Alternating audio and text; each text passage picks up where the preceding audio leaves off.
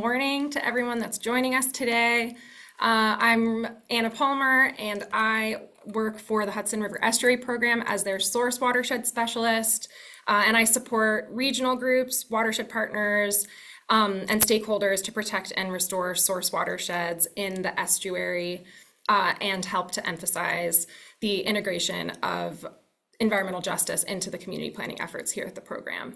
And I'm excited to be presenting today with two of my fellow colleagues working to protect source watersheds in the area. And I'm gonna let Joe introduce himself. Good morning, everybody. My name is Joe Scapoli. I work with the city of Peekskill. I'm the city's watershed inspector. Started here just over a year ago. And yeah, I was hired to take care of the Wickapee Reservoir, make sure that any issues up in the watershed are taken care of, documented, things like that. So yeah, I'll pass it over to Lauren to introduce herself. Hey, good morning, everyone. I'm Lauren Bunce. I'm the Water Resources Coordinator at Hudson Valley Regional Council. I work specifically on the 604B Water Quality Planning Grant. So it's basically working with municipalities and some watershed groups on water quality planning, and talked a lot about source water today. And I work specifically in the Mid-Hudson region. So like Dutchess, Ulster, and down to Westchester, Rockland, and Sullivan as well. So just for context. Thank you. So to get started, we're going to be talking a lot about some applied ways that Joe and Lauren and I are physically doing source water protection in a couple of examples with case studies, but we thought we'd start with some definitions to get everyone on the same page. So to start, source water is a raw, untreated supply of water, typically coming from a surface water supply, which are streams, rivers, lakes, and reservoirs, or groundwater aquifers that are supplying drinking water or supplying raw water to a public water system for drinking or other domestic purposes. So today, because we're talking a lot about the Drinking Water Source Protection Program, and we're talking about a few more densely populated centralized systems, we're thinking about source water as it relates to public drinking water systems, not the private wells that are in less densely populated areas for residential purposes. And source water protection are actions that safeguard source water from adverse impacts. So these are these proactive steps that you're taking to maintain the quality and quantity of the drinking water that's coming into the system. And stakeholders, this is where we decided to throw this definition in because it's kind of difficult or we've heard that it's difficult to kind of know where your drinking water is coming from in some situations. And it's hard for watershed groups to get involved in source water protection. So we're trying to reduce those barriers and make everyone here today feel like they are a stakeholder, because a stakeholder for source water protection is any group or individual that's interested in, affected by, or having an impact on source water protection activities. And just by showing up today and coming to this presentation, you're a stakeholder in source water protection, and we're going to help you all figure out how you can get involved with proactive protection. Source water protection is really important because it is the first of several barriers that ensure safe drinking water. And we're saying that it's the first of several barriers because for public water systems, there's other components of a multi-barrier approach to make sure that the drinking water coming out of your tap is safe. But the proactive steps that you take to ensure that you have a healthy source watershed and you're conserving the natural resources in that area and preventing potential contaminants from entering into the system at the onset is a very effective first barrier for ensuring that the raw water coming into the system is clean and is as healthy as it can be. It also prepares us for a changing climate. Joe's going to talk a little bit about how a flood last year affected their drinking water system. So again, taking these proactive approaches now and steps now can help us for a changing climate that's going to be more drought and delugey, which will also be a topic that's coming up at the drinking water conference that the Hudson River Watershed Alliance is hosting. And then it's also a strong source water protection program is a really cost-effective method for saving money in the treatment costs that you have.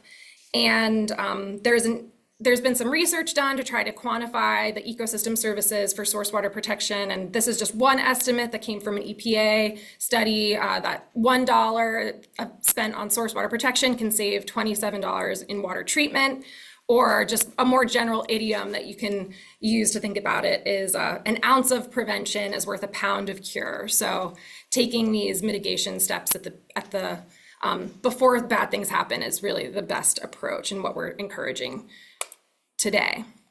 So I am going to pass it off to Joe to talk more about some threats that he sees in protecting Peekskill's drinking water every day. All right, thank you. So yeah, you can definitely, or you should definitely start with any gaps in any local regulations or ordinances, and this could be just variability in your critical environmental areas, variability in wetland regulations or definitions that could affect how wetlands or anything is treated in different municipalities, because watersheds don't follow municipal boundaries.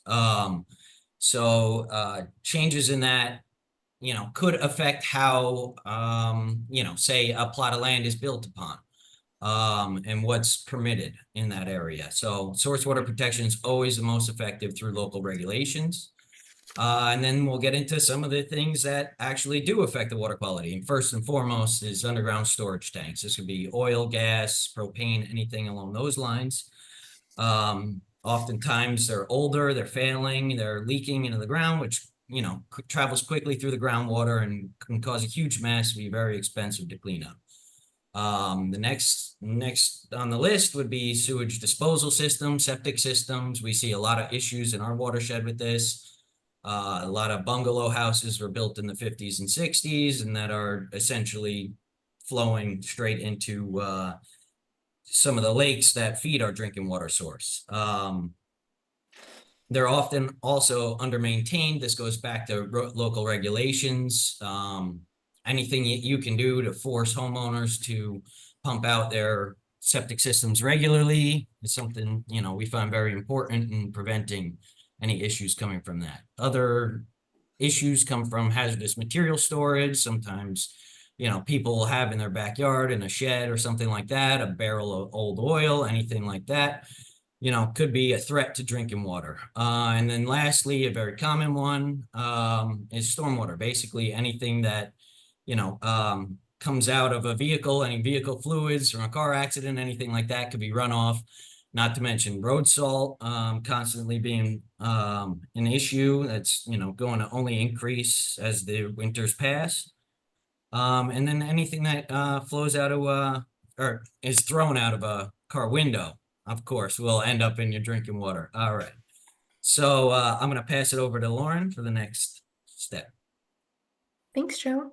So one way you can work towards drinking water source protection is by participating in the Drinking Water Source Protection Program. This is a locally led, state-supported technical assistance program that helps a municipality with a community water system plan for protecting their drinking water. So in the DWSB2 program, a community is paired with a technical assistance provider free of charge who helps with both the development and implementation of their drinking water source protection plan. So my organization, Hudson Valley Regional Council, is also one of these technical assistance providers. So there are a couple of key principles to keep in mind when developing this plan. This is important to include input from key partnerships. So this can include, but it's not limited to, collaboration with different municipalities, community members, watershed groups, regional organizations, and adjacent municipalities. These help make the plan more robust by hearing from individuals with different perspectives and knowledge bases that can all be taken into consideration when developing the plan. These different voices make up what is known as a stakeholder group, which is like a steering committee for the development of the DWSB2 plan, and they usually meet regularly with the technical assistance provider during the process. The plan itself will include a detailed overview of the water system, a creation of source water protection maps that show critical areas around the drinking water source and potential contaminants located within those critical areas, and then an inventory of those contaminants that were identified. So once the contaminant sources are identified, targeted actions are developed to work towards mitigating their future hazard. So this process includes a timeline with step-by-step instructions that can be easily followed at any time after the development of the plan. This is to help the community continue to use the plan moving forward and give them actionable steps to achieve source water protection. The last step is then plan implementation, which is once a community finishes the plan, they use these actual steps that were developed to start their implementation. So the TA provider will help with, up to 3 implementation actions, kind of, what's needed by the community.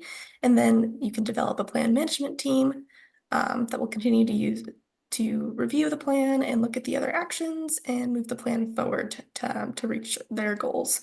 So I'm going to turn it over to Joe to talk just about that. All right, yeah, so I just figure I'll give you a little bit of context about the Peekskill Hollow Creek watershed. So we're about a 30,000 acre watershed. Our headwaters are up at the top of that map in Lake Tibet. It's unlabeled. That water flows southwest down to the city of Peekskill, where we pump it up to our reservoir and our treatment plant. From there, we treat the water and push out about 3.4 million gallons per day. And as you can see on this map, we have 7 municipalities. A couple of them, we just kind of hit a corner of them. But yeah, so that's essentially what we have to work with. And we're serving 25,000 people on a regular basis. We're a backup supply for another 75,000 residents of Westchester County. Go ahead, Anna. All right, so I'll give you a little brief history on the city of Peekskill's efforts as far as drinking water source protection. So in 2004, Peekskill developed a source water assessment program report. And essentially that just detailed any active threats at the time to the watershed that were, kind of under the eye of the watershed inspector at that time. And from there, we're going to jump forward to 2022. The city of Peekskill gathered a stakeholder group to establish goals and a vision for the DWSP2 program. And we worked with Barton and LoJudas as the main contractor to develop our drinking water source protection program plan, which was eventually approved in 2023. So as a part of that plan, we created a drinking water DWSP2 source protection. Oh my gosh, a DWSP2 plan management team. And with that plan management team, I reached out to all different municipalities, non-government organizations, and lake organizations. And we decided, since it's such a mouthful for the whole DWSP2 plan management team, especially if you include Peekskill Hollow Creek, we decided to take over the moniker of the Hollowbrook Water Watch, which was a coalition of about 40 watershed residents back in the early 2000s that fought for the city's drinking water. Once they found out about the Peekskill Hollow Brook being a drinking water source for the city, they advocated alongside the city to ensure that the new golf course they were developing was built properly and to reduce as much, potential runoff from the property. They also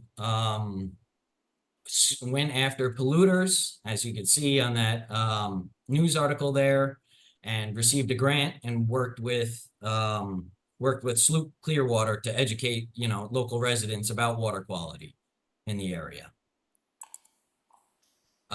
So like I said, 2023, the plan was adopted and I was hired shortly after, a couple months after. And from there, we began our source water monitoring efforts. We also, at the same time, were working on getting the group together. So our free technical assistance really came in handy at that point. We were able to get a group together and start our kickoff meeting. And all the while, we were able to apply and receive grants. So a little bit more about the water quality monitoring.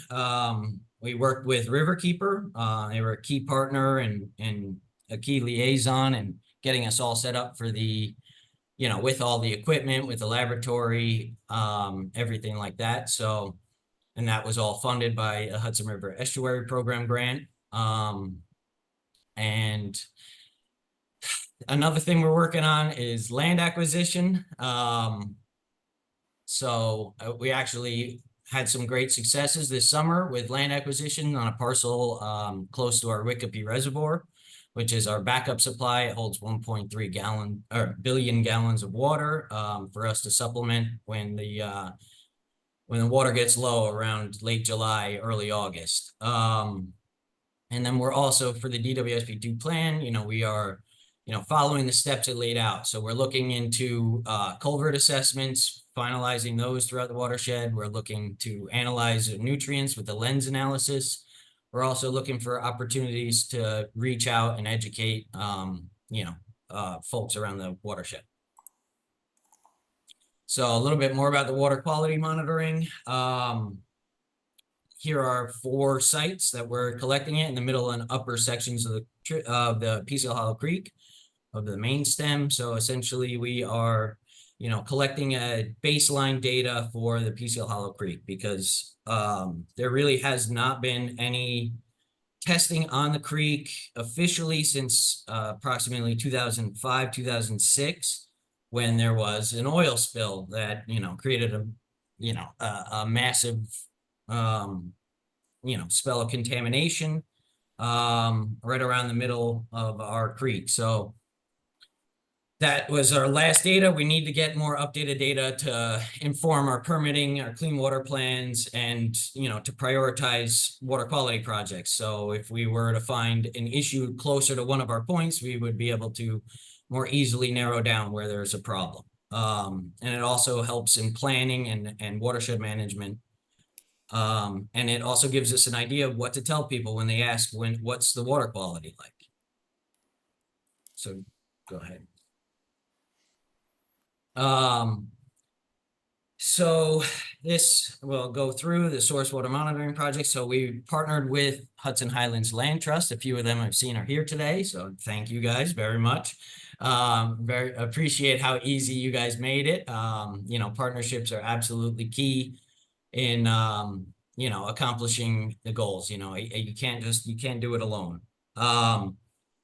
So essentially with land acquisition, the goal is to preserve the current state of this forest. So I was able to read in this green corridors plan by the Hudson Highlands. And it was very interesting. They were talking about this property being a high priority based on the fact that it's got steep slopes, it's heavily forested, and if somebody were to build there, there would be a lot of excess runoff, anything that comes from the cars parked there, and salting. So it is a protection by prevention of future contamination. So we obviously, to avoid doing that, we bought it, we purchased it. Hudson Highlands purchased it, and the city of Peekskill intends to purchase it from them. And one more thing about that green corridors plan. It was developed with the help of the Hudson River Estuary Program and numerous New York Highlands network partners.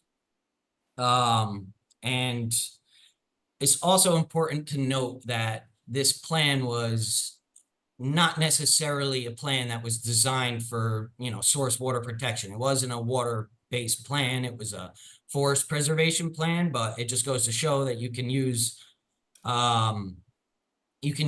other, texts and other informational documents to forward your drinking water goals. And in doing so, we're protecting a key tributary of the Peekskill Hollow Creek. And as I was saying earlier, here's just a few of the organizations that we're working with. We're hoping that this is a growing list. So like I said, Riverkeeper, Hudson Highlands, but we've also had help such as applying for and getting support from Putnam Valley when we applied for our monitoring unassessed stream segments program. Through the DEC Hudson River Estuary Program. So they are taking care of one of our key tributaries that's unassessed. And that way we can add that data alongside the data I'm collecting. So yeah, just very important to have all sorts of different organizations working alongside you, helping you. So as Anna alluded to earlier. So here are some pictures when I came in that Monday, July 9th or July 10th. You can see some of the flooding impacts. So the top left picture is our Wikipe Road bridge. So this is a very small creek ordinarily, but you know, with 10 inches of rain over a 24-hour period, that's kind of what you get with undersized culverts that couldn't handle the flow. So on the top right, that's another bridge a little further down by the Putnam Valley Schools. Down at the bottom is our Hollowbrook Dam, which is even the walls of the dam were completely overburdened by the water. Just as a result, you know, we had essentially 3 feet of water above normal. And just upstream of that is the bottom right 2 pictures. I got a little Google image of what the house actually looks like. And then there's a little picture of what it looked like that day. And it was even draining at that point. So you can go ahead, Anna. So just going to focus in a little bit more on that. You can see here is the culverts that were responsible, that were clogged by logs flowing through them from the flooding. And on the left, you can see a map. This is our watershed overlaid with all of the culvert assessments that have been done. The green dots are the ones that have been completed. The red dots are what we're looking to work on in the future. So what we want to do is analyze all of the culverts and assess all of the culverts with NEIWPCC standards to determine the fish passability and, you know, the ability for them to handle flooding events. So once we have all of that data compiled, we'll analyze it with the Cornell culvert model. And then work with different communities, you know, so each community and each municipality is going to get their own plan as a result for this. And then essentially having the plan will aid the municipality in, you know, moving forward. And it gives like a prioritization list essentially to move forward, design replacements and implement structures that are both able to allow fish to pass, so there's no gaps in the ecosystem that, you know, where organisms can't pass through, and then also, you know, try to avoid some of these flooding risks, because, you know, when you have floods like this, that's when oil tanks flip over in the basement. And when the oil tank flips over in the basement, you know, you can oftentimes get your, you know, that'll flow out and possibly contaminate your creek. And as a result of that, you might have to purchase water from a different source for a long period of time as a result of that, as we had to deal with the floods. I think we ended up purchasing something like 47 million gallons of water in like the 2-week window after that flood. So go ahead. So yeah, I think I'm going to pick it up now Yes. for just some lessons learned. I've been really fortunate to get to co-chair the Hollowbrook Water Watch or Peekskill Hollow Creek DWSP2 Plan Management Team for about a year now.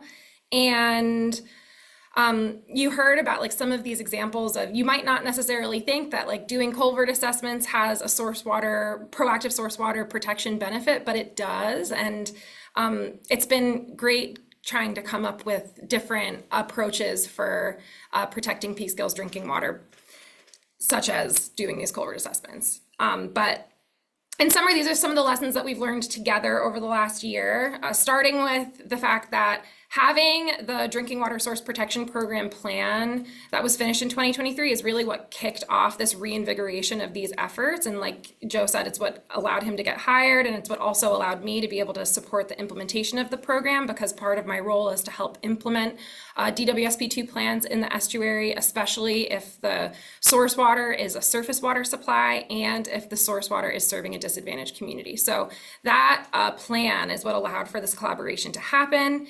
And it established a new baseline of needs and of information compared to those 20-year-old SWAP reports, the Source Water Assessment Program reports. So that has been a really essential baseline for these efforts that are protecting source water, which we started last year and we're continuing in 2025. We're meeting later this month, actually, our group. So that's great. Also, when we found that the Hollowbrook Water Watch existed, that there was a watershed group that was in existence 20 years ago, you know, like way before Joe and I were even like aware of water issues. When we heard that, or when we found out about that, and Joe interviewed the old chair of that group, this person, Andrew, talking to him about what motivated him back in the day, we were really excited to bring that moniker suggestion back to the group and say, hey, can we go by the moniker Hollowbrook Water Watch? And when the members of the group heard that, and when we were able to learn about the fact that there had been other efforts working to proactively protect that drinking water resource with a watershed group, we were really excited, and everyone was, because it makes the work that we're doing feel like you're standing on the shoulders of other people, and it makes the work feel more legitimate and purposeful. So building on that past progress, it was really helpful, and I would encourage the folks here to like think about what other groups or what history has happened in that watershed that you're a part of, if you're reinvigorating efforts that have kind of been dwindling a little bit, especially when it comes to watershed protection and watershed group work.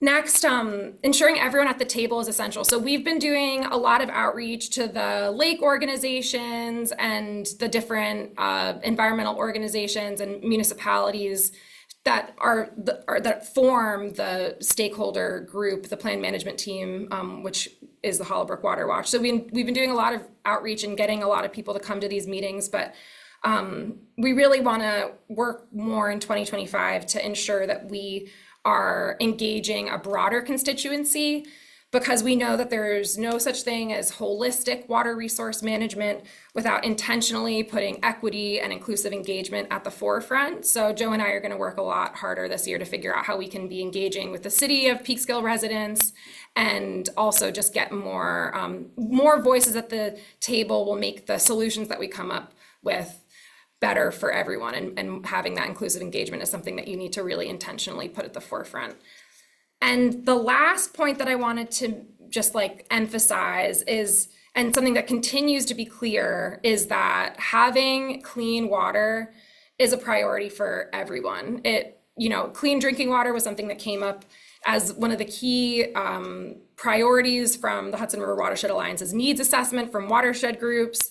It's something that when you're reaching across organizations, everybody can get behind making sure that the drinking water is clean, even if it's not drinking water that they're drinking themselves. So in that case of getting Putnam Valley to sign on to or write a letter of support for a grant application, that makes it, even if it's not their drinking water, it's still water that's running through their municipality and a valued resource for them. So you can lean into having clean drinking water. I don't think anyone's going to disagree with that as a priority, and kind of being creative about the different approaches and the different goals that we have, such as doing that like innovative culvert assessment type stuff, which doesn't usually get associated with drinking water protection. That's actually a strength, because various points of view can expand the reach and the types of work that we're able to engage in, because there's a lot of co-benefits and crossover with a lot of the work that we're doing.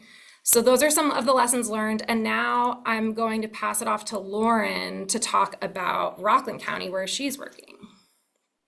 Great, thanks, Anna. So I'm going to use Rockland County just as an example to briefly talk about two other collaborative approaches to source water protection.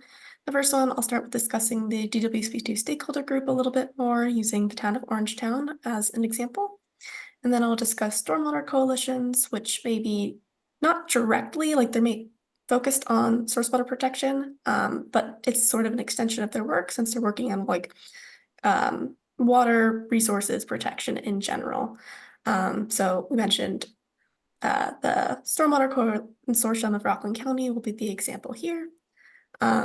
Rockland County is doing a lot of great work, and there are a lot of other great groups in Rockland County as well, but the types that I'm mentioning here are also operating other towns and counties, so look out for them where you're from too. So next slide. So for a little bit of context, Rockland County, 21 of 23 municipalities are served by a singular water system.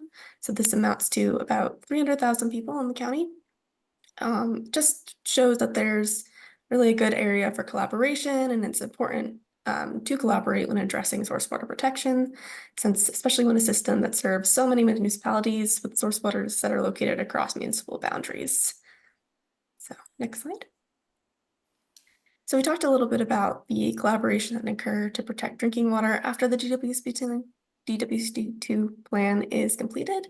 But now I'm going to discuss an example of collaboration as part of the DWSP2 planning process.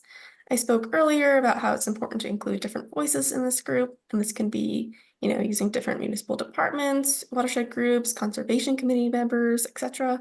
So there's really definitely an opportunity for people to get involved in this planning process when a municipality takes on a DWSP2 plan. So Orangetown is one of those 21 municipalities served by the same water system in Rockland County, and has some of their drinking water sources both located within its boundaries, but not all of them are. So their committee is made up of both inter and intra-municipal collaborations, bringing the expertise from adjacent municipalities. We have 2 of the adjacent municipalities on the committee, county and regional partners, Watershed, the water system operator is also on the committee, and also various departments, within Orangetown itself. So, we got the planning department and, the zoning board and department. So it's really a way to bring in all of these different, organizations that maybe don't always talk to each other, to have them all in the same room discussing this plan together, just, getting their voices and opinions heard for this process. So we have, sorry, can you go back? So we discussed how intermunicipal collaboration can help strengthen the source. So as a group, we've discussed how intermunicipal collaboration can help strengthen the source water protection efforts established by the plan. So while the plan itself will focus just on Orangetown, what Orangetown can implement within their municipal boundaries, establishing connections with other Rockland municipalities is being considered as, a goal for the plan in the future. So while this process is still ongoing and much is yet to be decided, it's a good example of how the DWSP2 process begins and the importance of collaboration in drinking water source protection. Next slide. And then separate from the DWSP2 program, there are other collaborative approaches across the region that work with water resources by extension source water. So stormwater consortiums have the main goal of reducing the amount of pollution running off into a municipality's stormwater sewer system and entering a water body untreated. This water body could either be a drinking water source itself or could feed a drinking water source. So it's really important to, address stormwater, as we talked about earlier. That's one of the key or big potential contaminant sources for source water. So I'm highlighting here the Stormwater Consortium of Rockland County, since it's one of the most active ones in our region, but I do also know there's one in Albany County and others throughout the state. They all function in similar ways, utilizing collaboration to find strength in numbers. So the Stormwater Consortium of Rockland County is made up of towns and villages that must abide by the New York State DEC's Municipal Separate Stormwater Sewer Permit, which is the MS4 permit. Together, they're able to develop educational outreach pieces, get training opportunities for their operators, obtain grant funding opportunities, and protect the key waterways of Rockland County. So if you want to learn more about the Coalition of Rockland County, Stormwater Coalition of Rockland County, please visit their website. It is linked on this slide, but they have a lot of awesome resources for you. So thank you, Lauren. I am gonna talk through this. Really, there's a lot of text on this slide, but there is pretty massive amounts of grants, funding, and technical assistance opportunities that are available right now, coming from various statewide and federal initiatives that I just wanted to highlight to make everyone feel really motivated to go out there and apply for grants and get some of the local priorities met and funded, because there's a lot of funding out there. So I'm going to start with the Hudson River Estuary Program grants. Joe mentioned a few that Peekskill has received, but we have a grants program which there should be another round even this, or it's coming up pretty soon. So we have grants that come out every year, but sometimes they're separated. So there will be some more grants that are coming out this year. And there's also NEIWPCC road stream crossing management planning grants. So there's NEIWPCC funding for those plans that help you prioritize all of the culverts in your area. Then there's also funding to design replacement structures and funding to actually implement installing that retrofitted design. So there's a lot of NEIWPCC funding for stream road crossing design and implementation, and we have a new culvert implementation specialist, Jim Katz, that can give you a lot more information if you're interested about that in your town. Also, the Hudson River Estuary Program has an awesome Trees for Trips program. I got to work for them for 2 years. It's a really easy, low-hanging fruit program that is a free trees and shrubs that will be delivered for any of the streams and tributaries to the Hudson River Estuary. So they have 2 application periods. The next one for a spring planting is March 1st, and this is any landowner is eligible for this. And it's a very quick application, and getting, it's an easy way to get community members involved too, because a lot of people love planting trees, and it's a really like hands-on effort that you can participate in. And then Cornell's New York State Water Resources Institute, they have applied research funding. There's a grant opportunity that's coming out in the fall of 2024. So even as soon as next month, and you can check the website for those applied research funding opportunities, and that's for academic institutions. And statewide, there's a lot of great stuff happening. I mean, the DWSP2 program, a lot of the other states are jealous of it because it's a state-funded program that is just incredible. The fact that they're offering this free technical assistance to be able to update your source water protection program plans. So you can join the list of communities that are working with getting this free technical assistance by signing up for their interest form, and there's going to be a QR code on the next slide.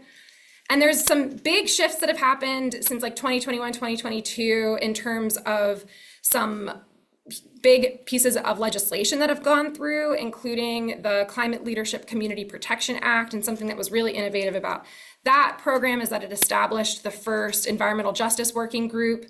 And they have set this piece of legislation that requires that any of the funding that's coming through the CLCPA and a lot of the work needs at least 40% of the benefits of funding need to go to benefit disadvantaged communities and address environmental injustice. So the Climate Leadership Community Protection Act, that's what created this new disadvantaged communities layer, which you will probably hear a lot of people talking about. And again, there's points for disadvantaged community projects or projects that benefit disadvantaged communities because of the fact that the New York State is now under a requirement to make sure that 40% of the statewide resources are allocated to benefit those communities. And that's why in situations like Peekskill, where a lot of the source watershed is not in a disadvantaged community, but it's serving a disadvantaged community, you can make that connection and still get those points if you can get those letters of support. So figuring out where the disadvantaged communities are and where the water is flowing to, and if there are disadvantaged communities or, that is a way for you to also get priority for grant opportunities.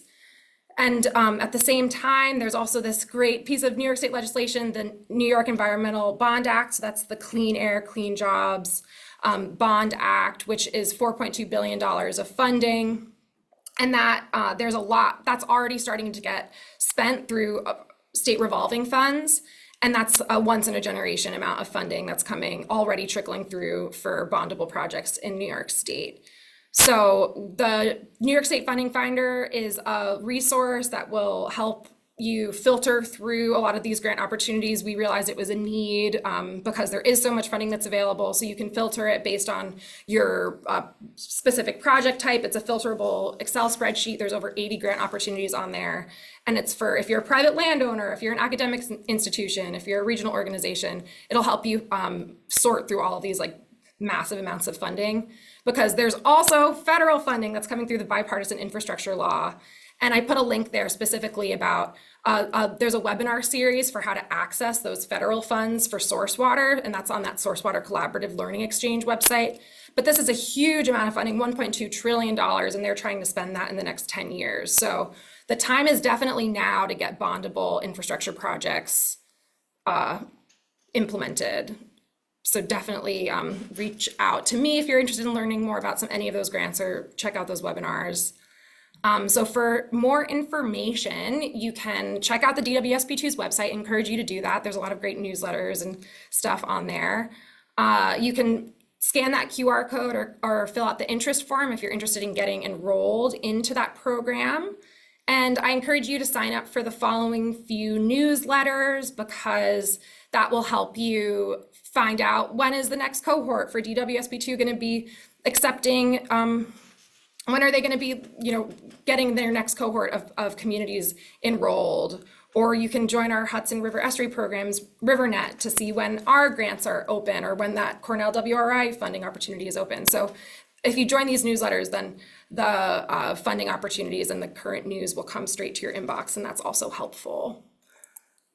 So some key takeaways from today's presentation: having the cleanest raw water coming into your system benefits everybody, both human and environmental, and the environment. It's really a key unifying message that is continuing to be clear. So getting that cleanest raw water possible coming into your system is always going to be a good thing and worth fighting for. Next, this current framework for holistic water resources management has been developed over many decades in the Hudson Valley. There's so many active environmental organizations and groups that are working to protect this important estuary. And that's part of the reason why these pieces of legislation include an emphasis on flood resilience and climate resilience and environmental justice. It's because of the work and advocacy of this massive network of groups that have been working to protect this place, including the Estuary Program, which I'm so proud to be a part of. And engaging with your community by joining grassroots initiatives and participating in the active watershed groups and going to those stakeholder meetings and community meetings, like that's really how you can get these projects done, and showing up and being enthusiastic and finding out where your drinking water comes from by reaching out to me or coming to some of these upcoming events. Or reading all these plans that have been written in your place. Like that's how you can help support these efforts locally. And this is a map from the Hudson River Watershed Alliance's awesome Work on Watersheds report, which shows some of the active watershed groups in the area. So I encourage you all to read that report and get involved, because that's how this work gets done. And there's some great upcoming events. I'm really happy to help. I'm going to be presenting at, and I'm helping to organize the Hudson River Watershed Alliance's annual conference, which is coming up just next month. So the virtual session is October 16th, and that's just going to be a webinar from 1 to 3. And then the in-person session will be on October 22nd at the FDR Presidential Library and Museum in Hyde Park. So the same place it was last year, and the registration just opened up. So if you want to connect with me, Joe, Lauren, and Emily, we will all be there, and we're hoping to get to talk more about some of these topics in person. And there's the Source Water Protection Week, which is coming up also the last week of September. So source water protection is top of mind nationally and regionally right now. So you can check out the American Water Works Association's website for a lot of their resources. And they have, like infographics and stuff that you can use for your social media, and just to bring more awareness to source water protection. I also wanted to just highlight, because it's this weekend, on Saturday, we're doing Science on the River at Norrie Point, and that's an opportunity for anyone. It's free and open to the public to come to Norrie Point between 1 and 4 and interface with our staff. Like our fisheries staff will be there, and a lot of these experts from the Estuary Program. All of our education staff will be there. I'll be there doing a water cycle station. So I encourage you to come by and stop by with your kids, do some seining. It should be a really beautiful day. And yeah, I'm looking forward to that. And I think we're wrapping up. These are just some references, our contact information when we were doing Ealing, a picture of me, Joe and Lauren when we were doing Ealing last spring, but please reach out to us. And now we'll open it up for questions. Great. Thank you so much, Anna, Joe, and Lauren, for your great presentation. I want to highlight, before we jump over to questions, and just a reminder, if you have questions, please use the Q&A box to drop those in. Just wanted to highlight a couple comments. And the first was from Fran Dunwell, who was, I'm just scrolling back to the comment, commenting on how exciting it is to see the body of work that's come out of Peekskill over the past 2 decades, right? The watershed group coming out of the source water assessment planning process, and then in the interim, great work done by the Hudson Highlands Land Trust and on culvert assessments that then can be picked up by the Hollowbrook Water Watch, really showing the longevity and the interconnections of a lot of these work. pieces of work are really exciting. The other comment I wanted to highlight was from John Wilkinson from Dishes, who suggested that we take a look at FEMA grants as well for culvert upsizing, stream bank stabilization, and others. So adding to that great resource list that Anna shared as well. We also have this is one of our most frequently asked questions. Will this presentation be shared? Yes, we are recording this session and we'll be posting it on our YouTube channel, which we'll be sharing publicly in the next couple of days. So you can share this great information with other folks from your communities as well. So our first question was, how do you arrange intermunicipal cooperation and agreements between the different towns and counties? And maybe, Joe, you can speak to your experience with the Hollowbrook Water Watch on intermunicipal coordination. Right. So I obviously can only speak from my own experience, but I just went through a list and called and emailed all of the municipalities. I tried to go straight for the supervisor and asked them to appoint somebody that they felt was the most appropriate contact to join. And we're only really doing meetings once every 2 months, so it's not like too much to ask from somebody. It's not like, putting them out of their way that much. But essentially, clean water is everybody's priority. I would just reiterate what Anna was saying is everybody wants clean water. So, and it looks good to be working on clean water. So that was one of our big approaches. And essentially, I felt like we were able to offer something. Peekskill as a disadvantaged community, obviously that helps when it comes in terms of, getting funding, and essentially a project that would improve the water quality may not actually be executed within the city limits of Peekskill. So we are kind of able to offer our support, either, working on projects that help improve the city's water quality, but it may also help the municipality accomplish some of their goals.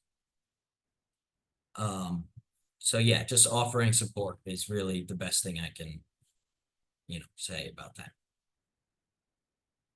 Great, thank you. Another question for you, Joe. You mentioned the lens analysis to better understand nutrient loading in the watershed. Can you talk a little bit about where you get the data and how that tool works? So this one's a little bit more challenging for me because I don't know if I properly attributed it while I was speaking, but so Riverkeeper did apply for funding to conduct the lens analysis. So I'm going to be working mostly with Riverkeeper. As far as I know, it's a spatial analysis to estimate nutrient loads from different areas of the watershed. Yeah, I'm going to be looking forward to working with them, and it might be a better question to reach out to Dan Shapley for. He might be able to give you a better idea of what you're looking for. Great. And Anna, I know you've worked with the lens tool too. Do you want to speak a little bit to some of the data inputs there? Yeah, sure. So it was developed. There's a published paper that I just sent to Jen.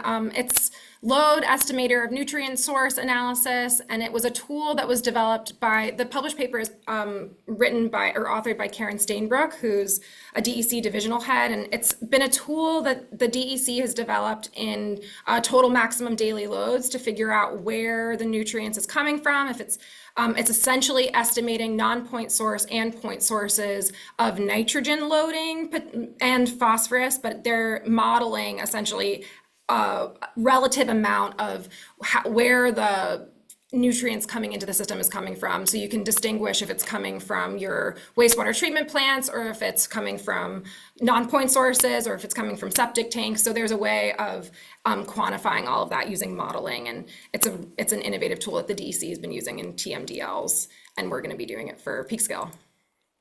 Great, thank you. And we've got a note from Dan, since Joe passed some of those questions off to Dan, who's here with us.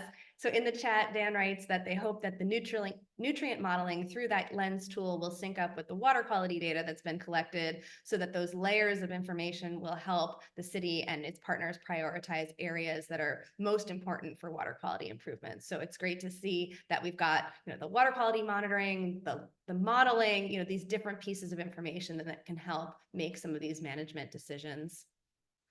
Got a question for Lauren.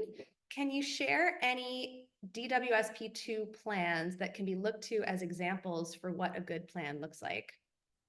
Yeah, I know that the state's DWSB2 website has a bunch of completed plans that are available on there for you to look at. I know the town of Fishkill and the town of Wappinger in Dutchess County and the village of Monroe in Orange County all have plans on there, and I think they have a good range of, groundwater, surface water, and groundwater under the influence of surface water. So those are ones that you can look at. I don't know, drop the link to the state's website in the chat for you. That's great. Thank you. Another question for Joe. How did you create the partnership with the Hudson Highland Land Trust? So, when I first got the position and I was working on getting the group together, I noticed this little, well, not so little, but a preserve. The Granite Mountain Preserve is smack dab in the middle of our watershed. So, as I was contacting municipalities for the group, I also was encouraged to reach out to local organizations. And I essentially went on the Hudson Highlands Land Trust and also, through the help of some other connections, reached out, and Ted Warren at the Hudson Highlands Land Trust, he started joining our meetings and was an active member, which is really helpful. Just having somebody there that's stepping up and willing to discuss the matters in the area. So essentially, yeah, we just fostered that connection early on, just through trying to reach out and reach people for our plan. But they also, I think Hudson Highlands had met with the Peekskill Water Department in the past too, to talk about this exact same parcel that we ended up purchasing.